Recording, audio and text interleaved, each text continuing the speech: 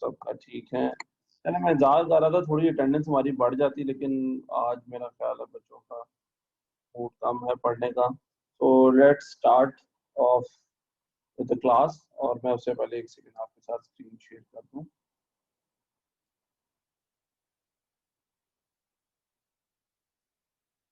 जी एक मिनट।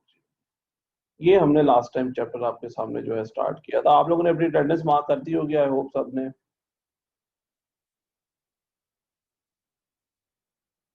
तो that's good. और अब हम लोग बढ़ते हैं जी अपने क्लास की तरफ। और आप लोगों को याद होगा लास्ट टाइम हमने इन्वेंटरी वैल्यूएशन का चैप्टर स्टार्ट किया था और ये बात की थी कि inventory valuation basically cost accounting का मतलब ही है कॉस्टिंग करना। और बेसिकली सारे चैप्टर के अंदर जो सबसे इम्पोर्टेंट हमारे सब्जेक्ट के पॉइंट ऑफ व्यू से टॉपिक है दैट इज इन्वेंटरी वैल्यूएशन। उसको कैसे वैल्यू किया जाएगा, उसके लिए हमारे पास एक अकाउंटिंग स्टैंडर्ड है IS 2। उसके अंदर कुछ हमारे लिए कुछ रूल्स कह लें, रूल्स तो नहीं, प्रिंसिपल्स और गाइडलाइंस हैं, को बताती हैं कि इन्वेंटरी को आपने कैसे वैल्यू करना है।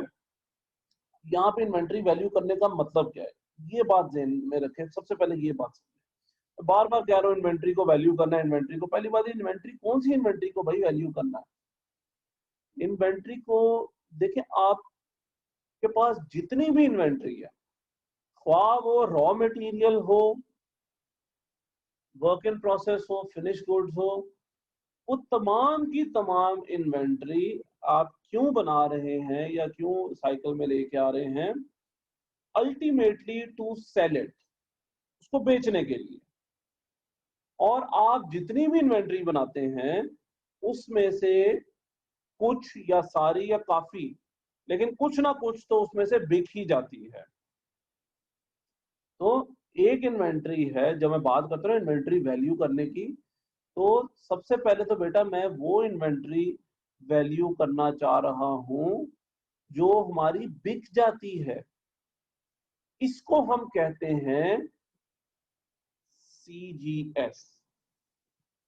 ये आपके सामने आ रहा है CGS।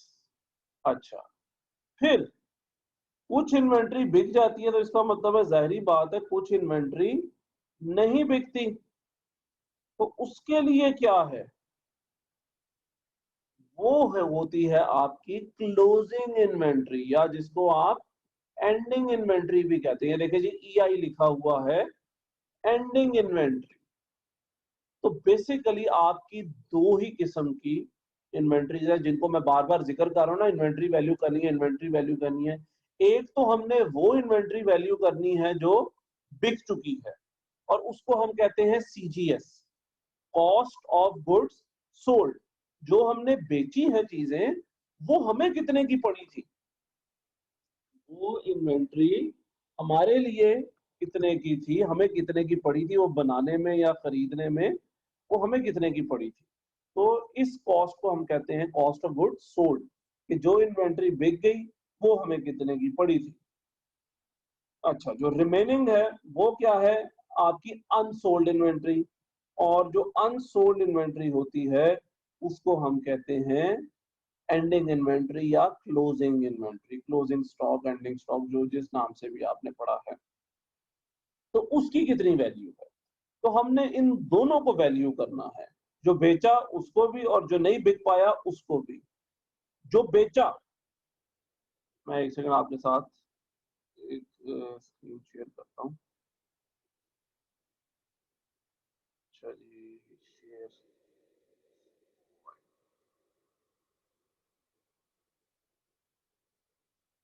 अच्छा, ये देखिए, ये आपके साथ सामने एक बोर्ड है, और मैं आपको अगर याद करा दूं तो बेटा एक है आपका CGS, ठीक है, कॉस्ट ऑफ गुड्स सोल्ड।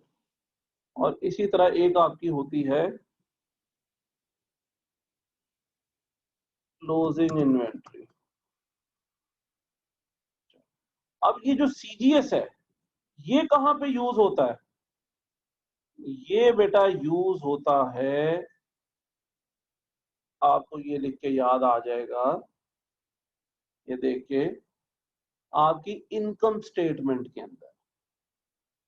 जो इनकम स्टेटमेंट आप बना रहे हैं जिसमें आप प्रॉफिट लॉस कैलकुलेट कर रहे हैं, उसके अंदर हमें ये सीजीएस चाहिए होता है।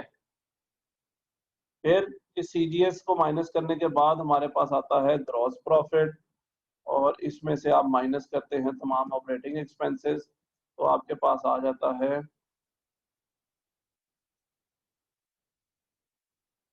ऑपरेटिंग प्रॉफिट, सॉरी ये ऑपरेटिंग एक्सपेंसेस है,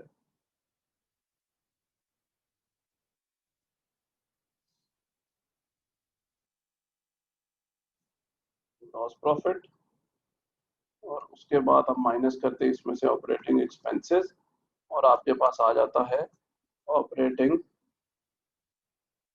प्रॉफिट,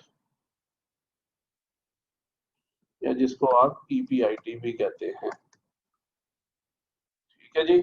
और उसके बाद फिर आप जब टैक्स और इंटरेस्ट माइनस करते हैं और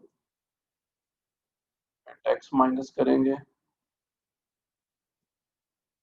तो आपके पास आ जाता है नेट प्रॉफिट। यार ये टेढ़ी मेढ़ी बन गई है जैसी भी है, तो नेट प्रॉफिट आ जाता है आपके पास।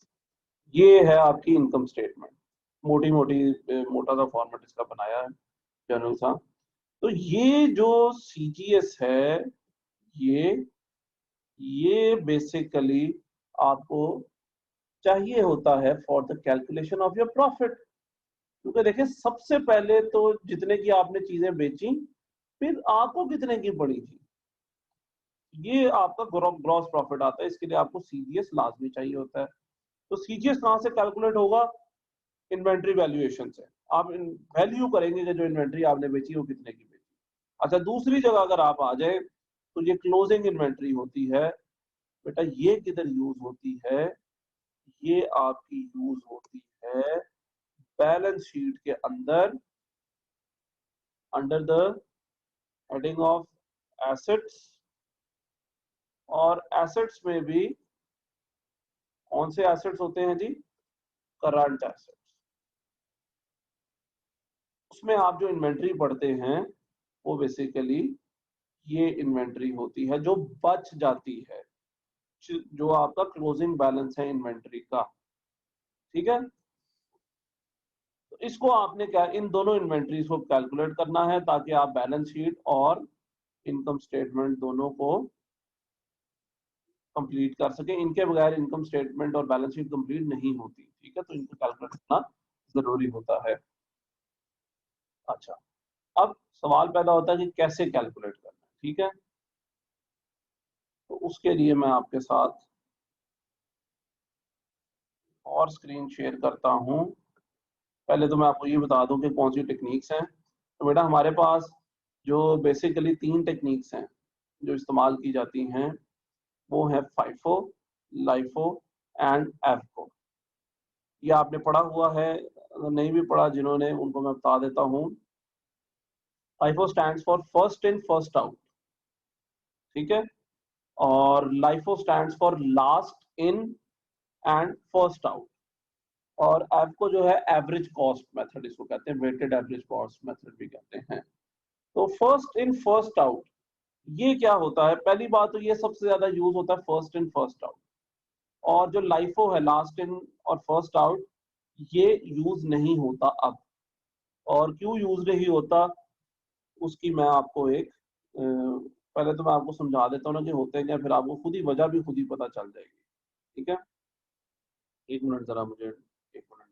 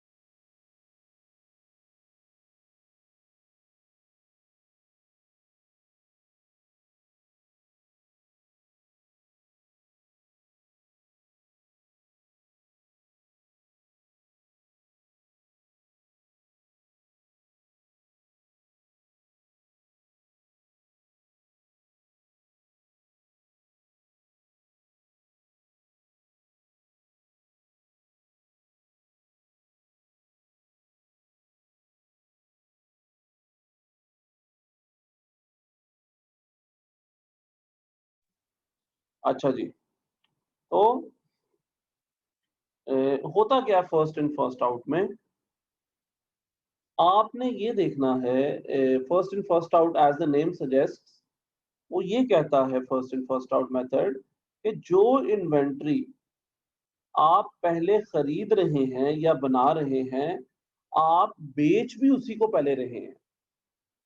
अभी इसकी हम कैलकुलेशंस करते हैं, लेकिन वैसे आपको बता दूं, ये याद रखिएगा फर्स्ट इन फर्स्ट आउट का मतलब कि जो चीज आपने पहले सबसे पहले बनाई थी, उसको बेचेंगे भी सबसे पहले। और कॉमनली यही होता है, आप लोग अगर कोई बिजनेस कर रहे हैं और आप कोई चीज बेचेंगे, तो आप ज़ाहिर-सी बात है वही बेचना पहले पसंद करेंगे जो आपने लिया भी सबसे पहले।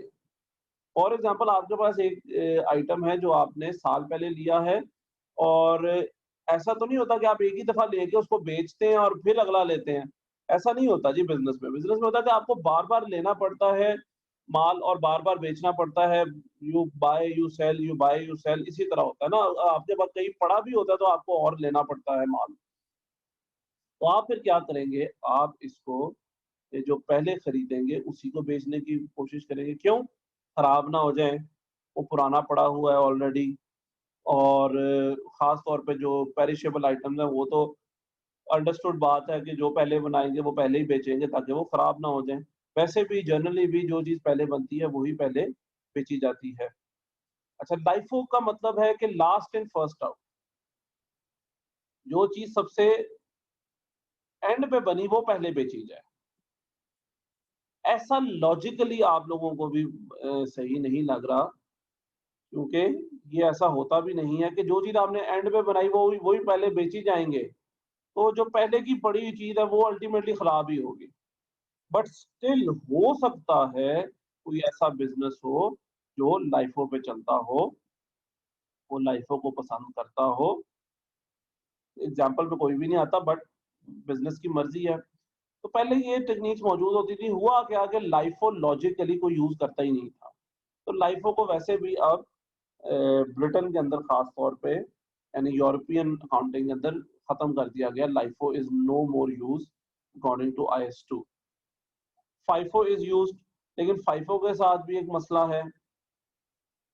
वो क्या कि आपने जो चीज पहले ली होगी ऑब्वियसली वो सस्ती ली होगी, तो आप जब बेचेंगे तो उस पे जो प्रॉफिट होगा ज्यादा होगा, जो एंड वाली होगी उस पे प्रॉफिट कम होगा। हालांकि चीजें आपने एक ही जितनी बेची हैं, परफॉर्मेंस एक ही जैसी है, but still there is a difference between performance. तो इसके लिए फिर एक और मेथड यूज किया गया, दैट इज एफको, एवरेज कॉस्टिंग मेथड या वेटेड एवरेज कॉस्टिंग। तो ये क्या है जी, इसके लिए मैं आपके साथ शेयर कर रहा हूँ एक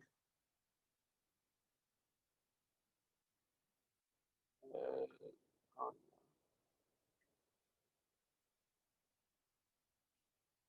ये है जी एक न्यूमेरिकल।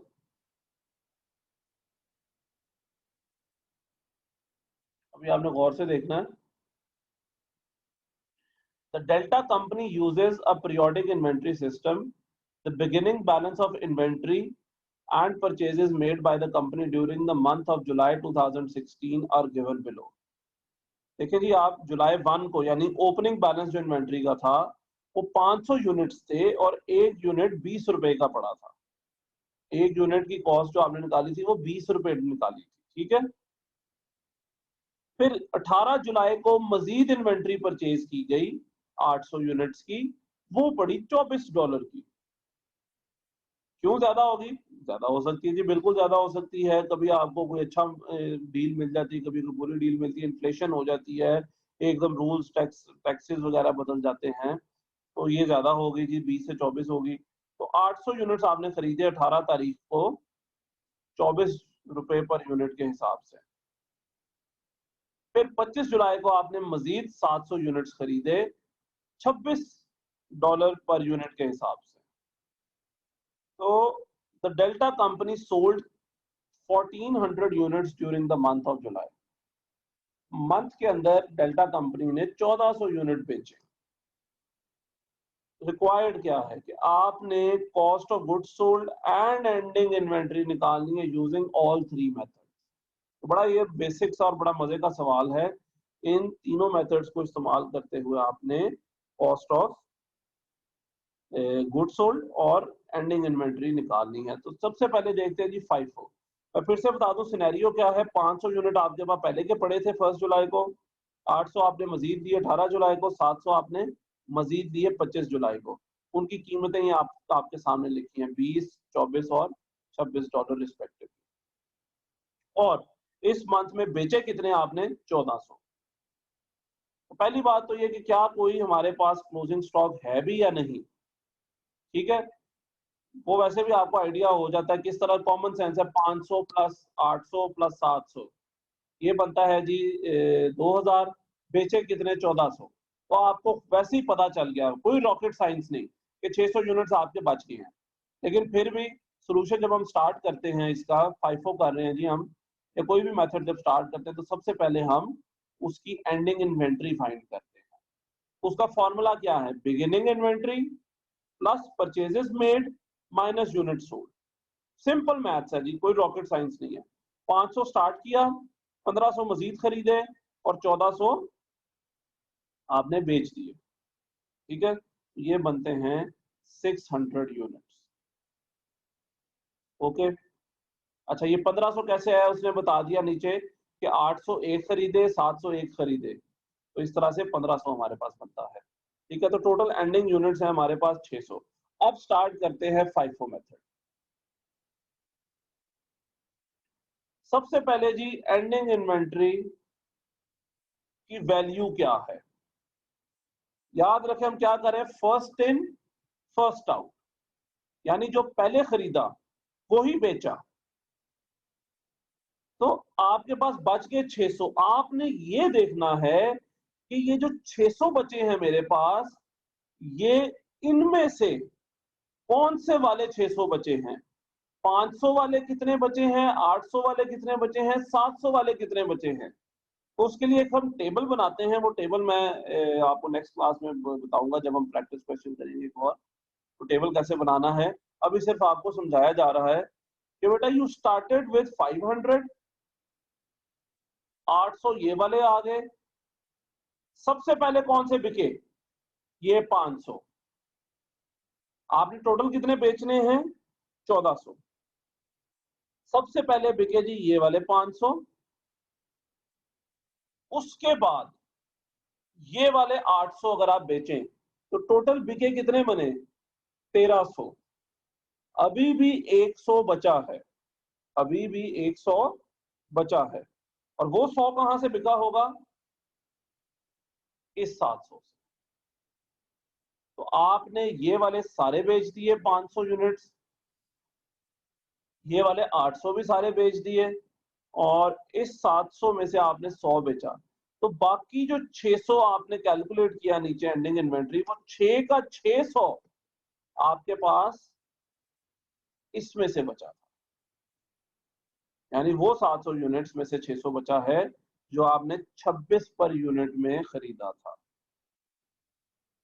बेटा आपकी एंडिंग इन्वेंट्री की वैल्यू क्या होगी?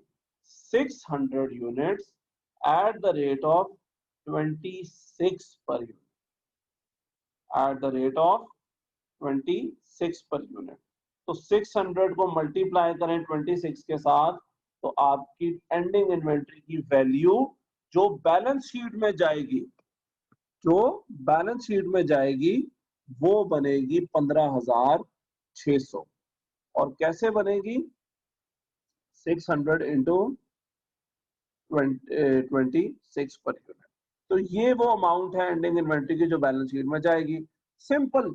और फर्स्ट इन फर्स्ट आउट कहां पे अप्लाई हुआ कि पहले ये वाले बेचे जो सबसे पहले आए थे, उसके बाद अगले, और उसके बाद फाइनली ये सबसे एंड वाले। तो जो बचे वो एंड वालों में से बचे। अब थोड़ा मुश्किल इसको बनाते हैं। CGS आपने कॉस्ट ऑफ गुड सोल्ड वो अगर निकालना है तो वो कैसे निकलेगा जी? उसके लिए ये आपके पास एक फॉर्मेट मौजूद है, बल्कि ये थोड़ा मुश्किल है। नीचे ऑल्टरनेटिव फॉर्मेट उससे भी आसान है, फिर भी हम देख लेते हैं जी इस फॉर्मेट को। सबसे पहले आप लिखें जी स्टार्टिंग ओपनिंग आपकी कितनी थी?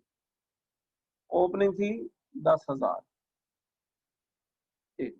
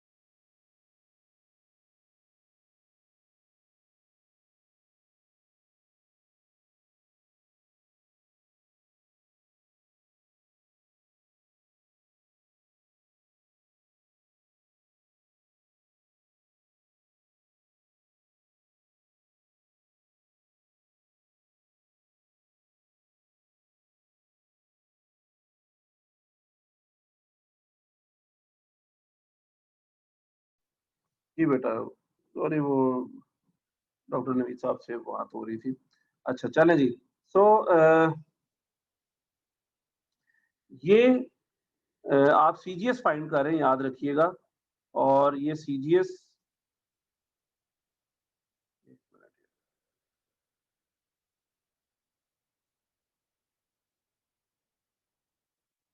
हाँ जी। अच्छा, तो ये कैसे फाइंड आपने करना है? सबसे पहले आपने लिखना है ऊपर ओपनिंग, ठीक है जी। ओपनिंग यूनिट्स 10,000, कितने मालियत के थे opening? 500 units at the rate of 20 per unit, and these were worth 10,000।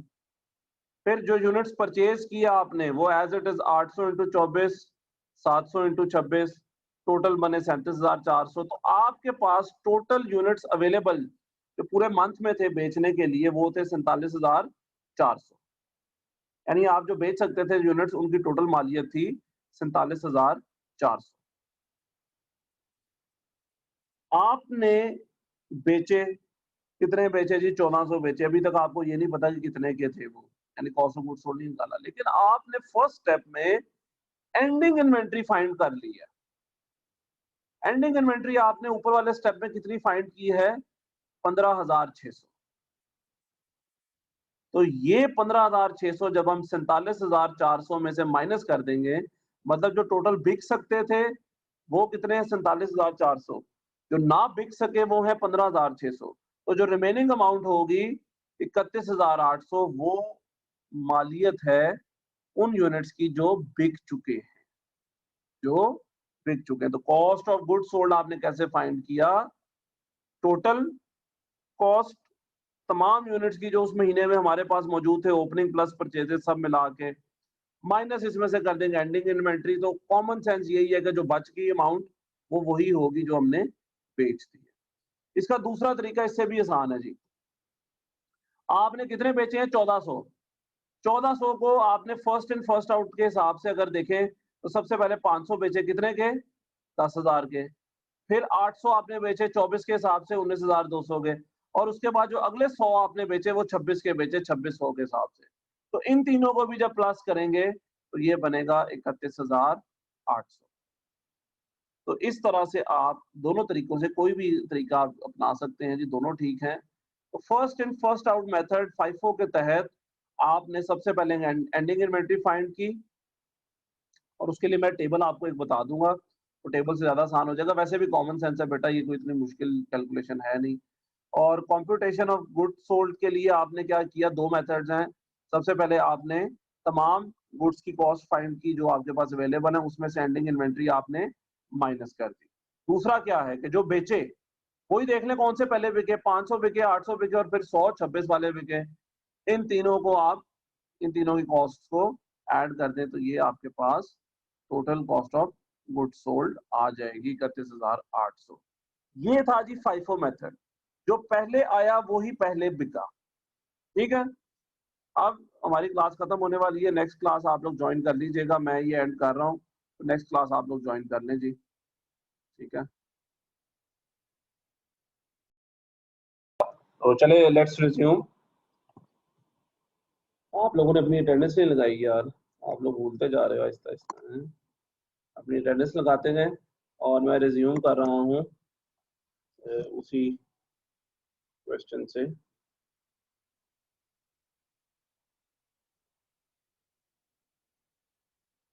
चलिए ये है, ठीक है। तो साथ ही बेटा अगर क्वेश्चन हो ना तो साथ ही पूछ लीजिएगा। अभी तक मेरा ख्याल क्वेश्चन की बात तो है नहीं। अच्छा, नेक्स्ट हमने पढ़ना है लाइफो। ठीक है। LIFO stand for last and first out. बस ये लाइफो करके ना फिर हम खत्म करते हैं। बस 10-15 मिनट आप लोग थोड़ा सा और बर्दाश्त करें। तो last and first out is just the opposite of first and first out. ठीक है। मेथड तकरीबन वही है, सिर्फ और सिर्फ जो चीजें आप कैलकुलेट कर रहे थे कि पहले वाली बिक रही है पहले, अब आप कहेंगे कि बाद वाली बिक रही है पहले।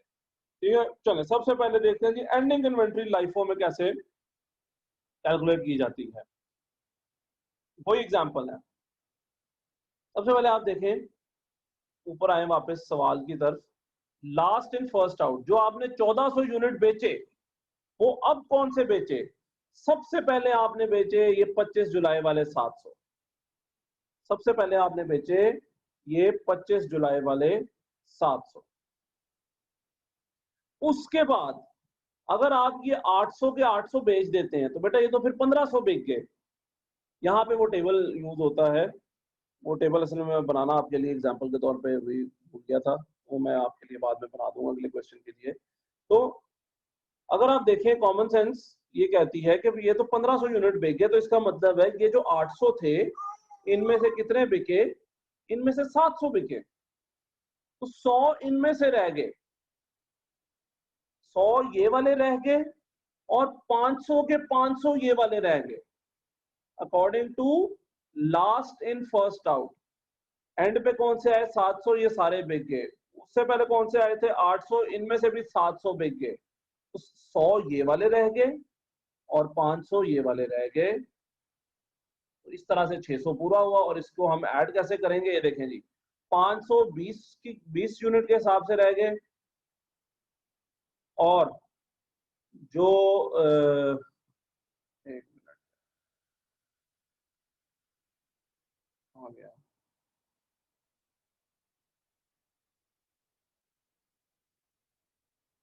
ये रहा 500 जी, ये 20 पर यूनिट के हिसाब से रह गए थे आपके पास, और 100 आपके पास जो रह गए वो 24 यूनिट के हिसाब से, जो 18 जुलाई को आपने खरीदे थे। तो 10,000 plus 12,400 is equal plus 2,400 is equal to 12,400। इसका मतलब आपके पास जो टोटल इन्वेंट्री रह गई वो 12,400 की रह गई। ये है आपकी एंडिंग इन्वेंट्री की वैल्यू, उन 600 यूनिट्स की वैल्यू। एक सेकंड में सवाल देख लूंगा तुम।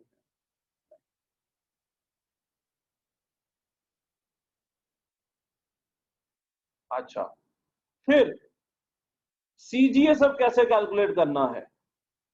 ये भी जी तकरीबन वैसे ही कैलकुलेट करना है। दो तरीके हैं आपके पास।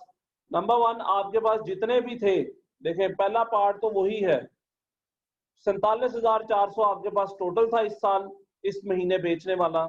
ऊपर भी यही था, ये देखें फाइफो में आपने यही कैलकुलेट किया था 47,400, ये देखें। इसी तरह 47,400 आपने यहाँ पे भी वही कैलकुलेट किया, लेकिन इस बार आपकी जो एंडिंग इन्वेंट्री है वो 12,400 की थी, जो आपने पार्ट ए में कैलकुलेट किया। तो आपके पास जो रिमेनिंग रह गया है वो रह गया है 35,000 मालियत का सामान, सॉरी जो आपने बेचा है वो रह गया है 35,000 रुपए का, क्योंकि टोटल आपके पास 47,400 था, उसमें से जो रह गया है वो 12,400, तो ऑब्वियसली जो रिमेनिंग है वो आपका बिक गया होगा कॉस्ट ऑफ गुड्स सोल्ड 35,000 का। Alternatively last in first out, सबसे पहले कौन से बिके होंगे? वो 700 यूनिट जो आपने 26 पर यूनिट के हिसाब से खरीदे थे। उसके बाद कौन से बिके होंगे? वो 700 यूनिट जो आपने 24 के हिसाब से खरीदे थे। तो 700 इंटू 26 18,200 प्लस 700 इंटू 24 16,800, तो टोटल 35,000 मालियत का आपका क्लोजिंग बैलेंस होगा। ठीक है जी, ये एक काम करते हैं, ये एग्जांपल आपके सामने है, ये मैं इसको पास कर रहा हूँ, जरा जल्दी से आप इसको देख लें। सबसे पहले क्या होता है, एंडिंग इन्वेंट्री के यूनिट्स कैलकुलेट किए जाते हैं, वो 600 आपने कैलकुलेट किए इस तरह से, opening plus purchases minus unit sold. अब इन 600 की मालियत क्या है? उसके लिए FIFO first in first out method, यानी जो आपके पास पहले थे वो बिक गए और एंड वाले रह गए। और एंड वाले कौन से हैं? ये 700 यूनिट जो 26 के हिसाब से आपने खरीदे, तो आपके पास बेसिकली 600 यूनिट जो रह गए 26 के हिसाब से रह गए, उनकी ये मालियत बन गई 15,600। सीजीएस अगर निकालना है, टोटल निकालें कि टोटल कितनी मालियत के थे आपके पास गुड्स? 47,400। उसमें से ए पार्ट में आपने जो एंडिंग कैलकुलेट की वो माइनस कर दें तो आपके पास कॉस्ट ऑफ गुड्स सोल्ड आ जाएगा। सिमिलरली सबसे पहले आपने 520 वाले बेचे, फिर 824 वाले बेचे, और बाद में जो 100 रह गया वो आपने 26 वाले बेचे। इन तीनों को भी अगर आप ऐड कर देंगे तो ये भी 31,800 आएगा। ये दोनों तरीके काबिल LIFO last in first out, तो आपके पास जो 600 बच गया है वो शुरू वाले 600 बचे होंगे, जिनमें से 500 ओपनिंग और 100 जो 24 के हिसाब से आपने खरीदे थे उनमें से बच के होंगे। तो ये 600 की अगर आप टोटल करें तो 12,400 मालियत की एंडिंग बनती है आपकी। इसी तरह आपने अगर सीजीएस निकालना है तो टोटल बेटा 47,400 की आपके पास गुड्स से बेचने के लिए, और उसमें से जो बच के हैं वो 12,400 हैं, जो रिमेनिंग है वो 35,000 है। ऑल्टरनेटिवली सबसे पहले आपके बिके होंगे जो एंड पे आपने 700 लिया 26 के हिसाब से, उसके बाद कौन से बिके होंगे, वो 800 में से 700 बिक गए जो 24 के हिसाब से आपने लिए थे, इस तरह 1400 पूरा हो गया।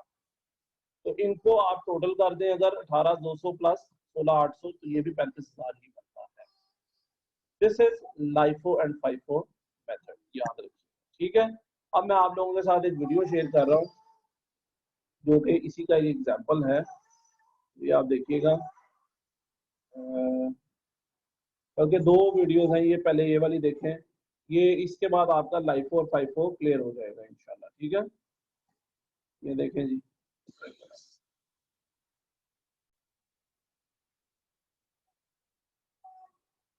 selling t-shirts for $5 each. $5 is the sale price of the t-shirts. We bought the first t-shirt for $1, the second for $2, and the third for $3. This is our cost to get the t-shirts to our store. Let's assume we have 3 t-shirts that we sell. This lady down here wants to buy the first t-shirt that we have bought. Our revenue is $5 because the lady has to pay $5 to get the shirt. However, our cost is $1.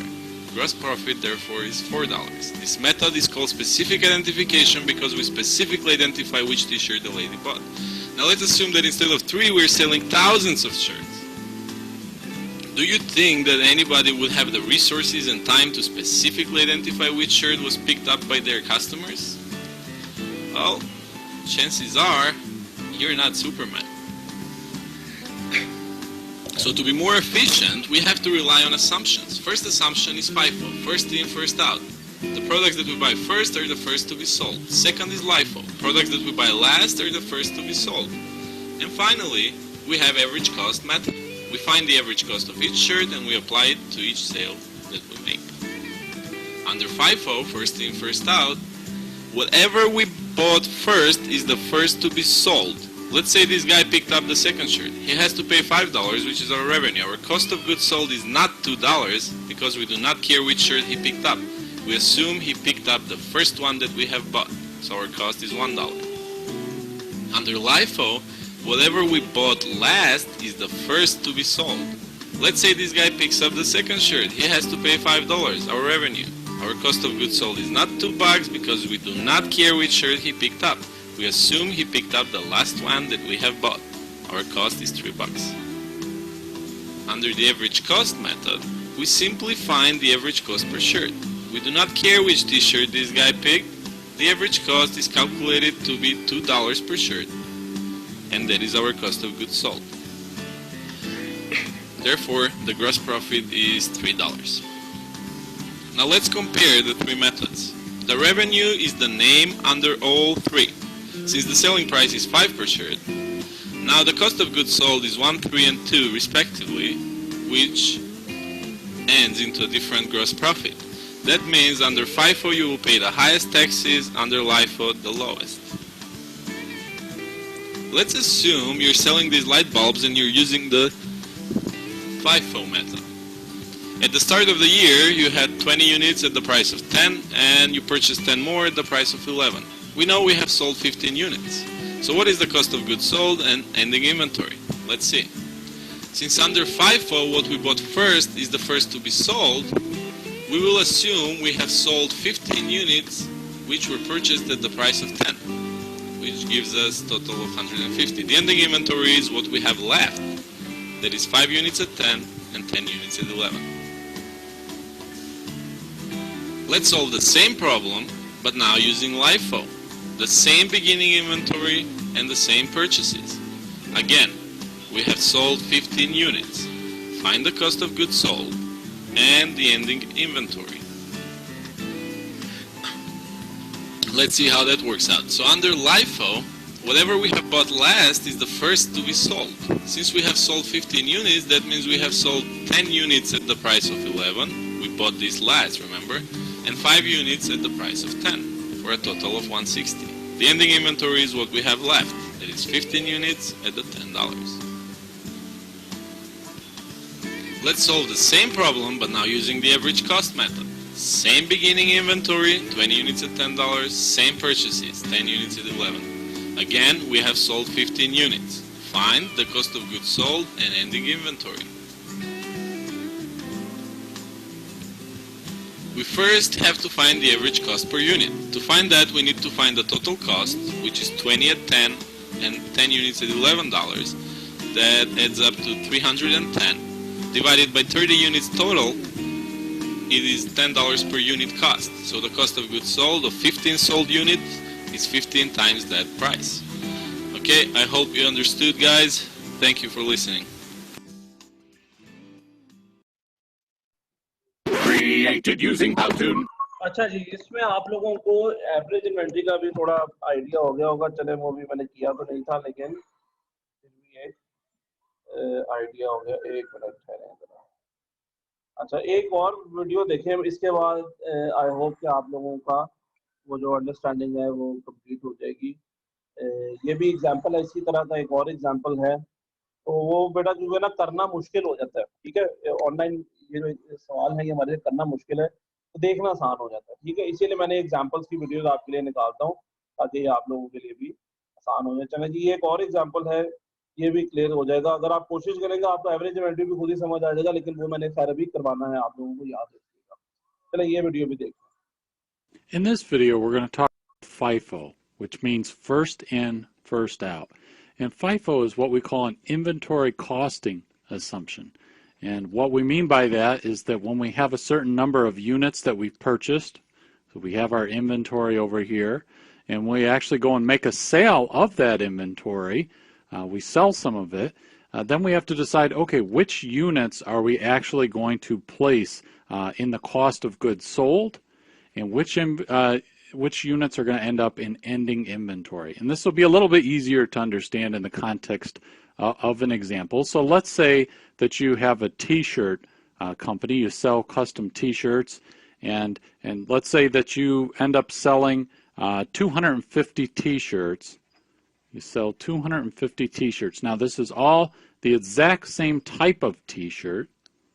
So you sell 250 of your best-selling t-shirt, and that t-shirt is exactly the same. All 250 are exactly the same. So you look in your inventory, you look at your purchases of all the t-shirts that you have, and you have to say, okay, well now how do I compute my cost of goods sold? And what's my ending inventory, EI, going to be? Because look, you've purchased, here's the amount of units that you've purchased. You purchased 200, then 150, and then 225 on 3 different dates. So you have to go ahead and say, okay, well, I've sold now 250 shirts, but I've got a lot more that I've actually purchased than 250. So which 250 did I sell? Because I sold them, or I bought them, excuse me, at different prices, right? The ones that I bought on March 1st, I bought 200 t-shirts for $10 each. And then on March 16th, I went and bought 150 shirts for $12. So now I have to say, okay, well now that I've sold these t-shirts, right, you remember we're going to be making an entry, a journal entry about cost of goods sold. We're going to be reducing our inventory. We've got to do these different things, but we don't know which of these units it was that is comprised in this 250. If we did know, if we knew specifically which 250 we sold, we could use what was called the specific identification method and say, okay, here are the ones that we sold on these dates, and this is what they cost. But you know, when we buy our t-shirts, when we got our purchases, let's just say we take all these t-shirts and we just throw them in one big pile. So we just got one big pile of inventory. And so when we sell the 250, we don't know which ones they were that we actually sold. It could have been any of these. So that's why we make an assumption. We make a cost flow assumption to tell us which units we're going to assume that actually help us compute cost of goods sold and the ending inventory. So in this case, because we're using FIFO, let me just scroll down a bit, because we're using FIFO, we're going to say first in, first out. And well, what does that mean? That means that the first units purchased are going to be the first ones that go to cost of goods sold. So we sold 250. So the first in, what are the first in? Well, March 1st. Those are the first units we purchased. The first in are going to be the first out. So these are going to go to cost of goods sold. Right? So we got 200 units there, but we've still got another 50 we need to account for.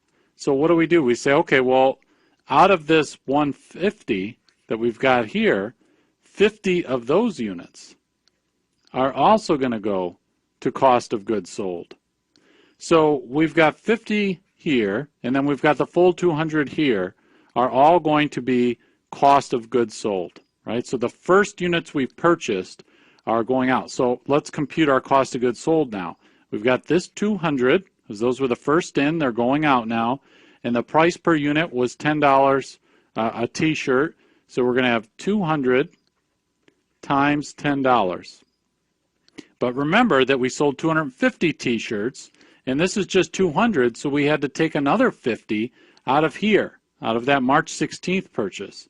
So we go with the 50 from that date, and then we multiply that by the $12. Okay. So now this is going to give us, so we've got 2,000 here, and then we've got 600.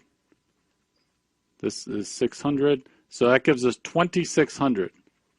So that would be our cost of goods sold under the FIFO costing assumption.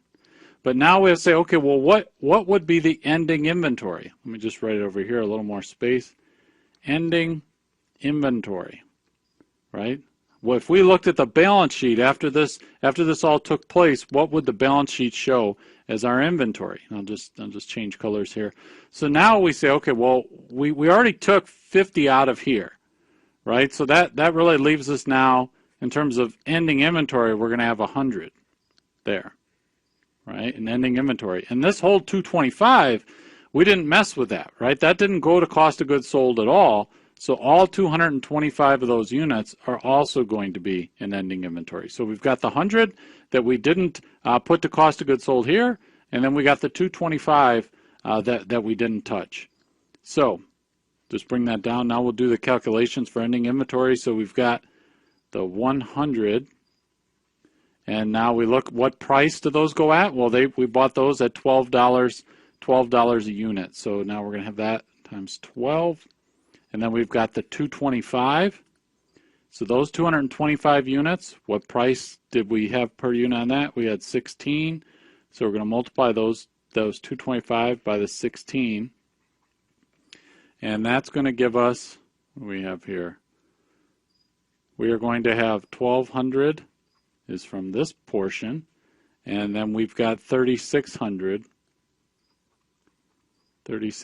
from the bottom. And so that's going to give us 4,800 will be our ending inventory. Now, just one final note, in a period of rising prices, which is what we have here, right? We have over time, the price we're paying for the shirts is getting more expensive, right? It went from $10 to $12 to $16. And that often mimics the real world where we have rising prices, right? There's inflation. And so in such cases, FIFO doesn't do a good job matching current revenue with current costs, because the things that are going to cost of goods sold under this FIFO inventory costing assumption are the first units, right? So this, when we actually got the cost of goods sold here, it's including mostly these $10 units, right, from the beginning, because that's first in, right, first in, first out. But the price we're actually paying, the most relevant price, the price that's what we have to pay for shirts right now around the time where we actually make the sale, the current cost is actually, most recent cost is quite a bit more expensive, $16. So in this case, because there's rising prices, FIFO doesn't do the best job matching the sales price with what the current price to purchase the t-shirt would.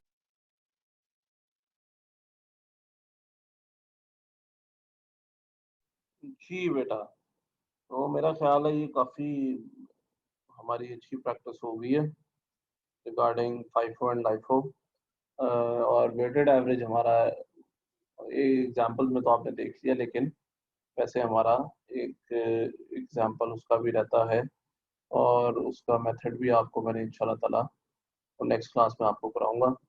तो ये था जी, बस आज की class थी LIFO and FIFO, और इंशाल्लाह ताला इसका भी मैं अपलोड कर दूंगा।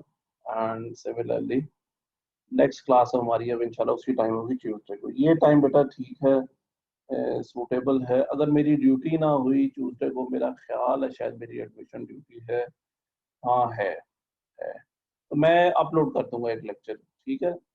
पहले ही अपलोड कर दूंगा अगर मेरी ड्यूटी होगी उस दिन, क्योंकि है ट्यूसडे को है। तो इंशाल्लाह ताला हमारी नेक्स्ट वीक क्लास होगी इंशाल्लाह ताला। ओके जी, फिर अल्लाह हाफिज़, टेक केयर एवरीवन।